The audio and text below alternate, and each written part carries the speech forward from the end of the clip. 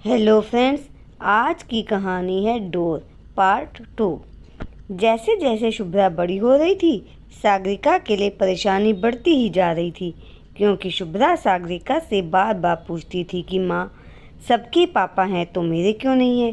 क्योंकि शुभ्रा अभी बच्ची थी तो उसे समझाना आसान था, तो सागरिका उसे किसी तरह अपनी बातों में उलझाकर समझा देती थी।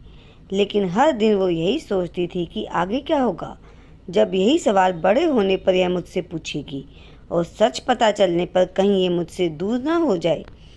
धीरे धीरे वक्त गुजरता गया और शुभ्रा भी बड़ी हो गई और सागरिका के रिश्ते भी समय के साथ फीके पड़ गए।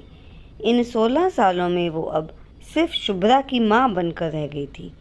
सागरिका इतने सालों में कभी शुभ्रा को सच बताने की हिम्मत ही नहीं कर पाई।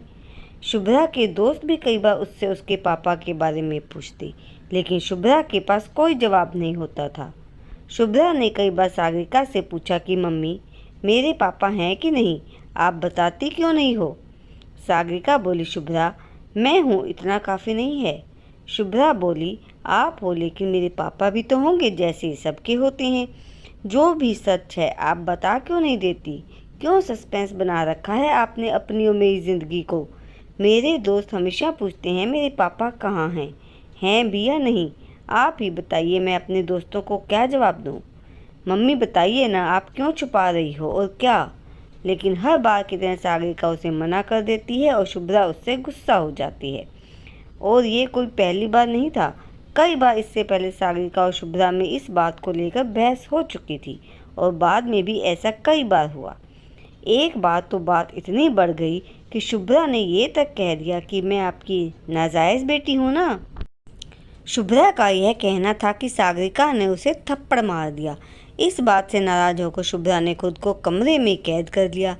सागरिका ने दरवाज़ा खुलवाने की बहुत कोशिश की, लेकिन शुभ्रा ने दरवाज़ा नहीं खोला। अगले दिन सुबह शुभ्रा सागरिका से बात किए बिना स्कूल चली गई। ऐसा लगभग हफ्ते भर चलता रहा। शुभ्रा सागरिका की तमाम कोशिशों के बाद भी उससे बात नहीं करती थी। इस बात से सागरिका एकदम टूट गई और उसे हार्ट अटैक आ गया। जब इस बात का पता शुभ्रा को चला तो स्कूल से भागकर हॉस्पिटल आ गई। तब तक सागरिका को भी होश आ चुका था। शुभ्रा तुरंत जाकर उसके गले लगकर रोने लगी। इसके बाद सागरिका ने उसे शांत करवाया, लेकिन शुभ्रा बार बार सागरिका को सॉरी बोलती रही। जब सागरिका घर आई तो उसने शुभ्रा को बुलाकर सारी बात बता दी। यह सब जानकर शुभ्रा दंग रह गई। उसने सागरिका को गले लगा लिया और बोली, मैंने आपसे कितनी बदतमीज़ी से बात की, कितना कुछ कहा, लेकिन आपने मुझसे कभी कुछ नहीं कहा, हमेशा मुझसे प्यार से बात की, जबकि आप मेरी माँ नहीं हैं। यह सुनकर सागरिका बोली, दोबारा ऐसा बोलना भी मत। मैंने तुम्हें जन्म नहीं दिया, लेकिन मैंने तुम्हें हमेशा अपनी बेटी ही समझा है।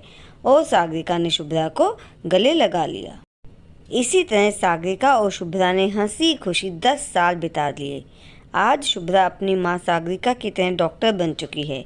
एक दिन सागरिका किसी मीटिंग के लिए हॉस्पिटल गई थी तो वहाँ एक महिला उनसे टकरा गई। सागरिका सॉरी बोलकर आगे निकल गई तो उस महिला ने उन्हें पीछे से आवाज़ लगाई, डॉक्टर सागरिका। यह सुनकर सागरिका रुक कर उसके नज़दीक गई।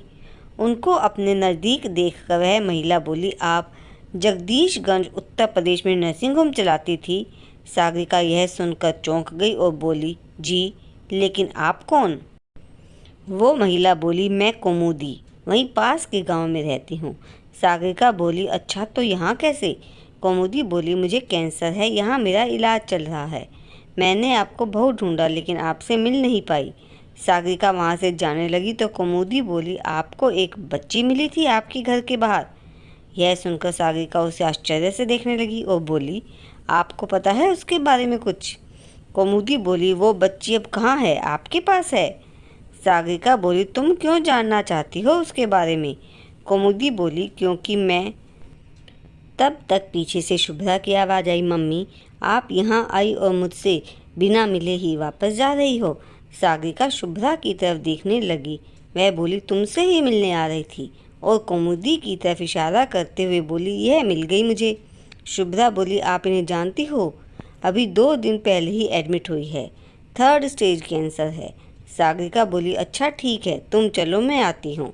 सागरिका कौमुदी से बात करना चाह रही थी, लेकिन शुभ्रा उसे अपने साथ ले गई। तो दोस्तों, सागरिका और कौमुदी के बीच क्या बातचीत हुई होगी शुभ्रा को लेकर, यह जानने के लिए अगला पार्ट जरूर देखिएगा।